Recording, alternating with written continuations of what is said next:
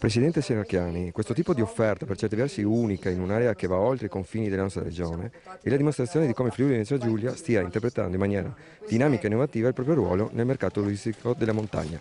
Intanto stiamo parlando di un turismo sostenibile che in qualche modo ci permette di proteggere il nostro patrimonio straordinario e anche di poterlo utilizzare al meglio con un turismo vicino al territorio che attrae davvero tanti turisti non soltanto dalle nostre regioni italiane ma soprattutto dall'estero, ed è anche la possibilità di farci conoscere al meglio. Ovviamente tutto questo è possibile farlo se garantiamo servizi, e qui siamo ad un importante inizio di un lungo percorso, ma sicuramente siamo fortunati nell'avere la possibilità di sfruttare questo nostro straordinario territorio.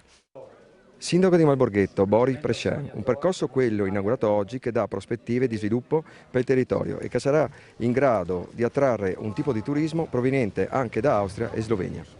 Sicuramente sì, la Vasaisra costituisce già di per sé un prodotto eccezionale, fino adesso magari poco valorizzato. Noi partiamo da un ragionamento molto semplice, è quello che per avere un prodotto bisogna prima pensare a costruirlo e successivamente a promuoverlo. La promozione diventa molto importante, noi abbiamo stampato ben 5.000 brochure di questo percorso, abbiamo dotato tutti gli alberghi, tutte le strutture ricettive, tutti gli uffici turistici di queste brochure.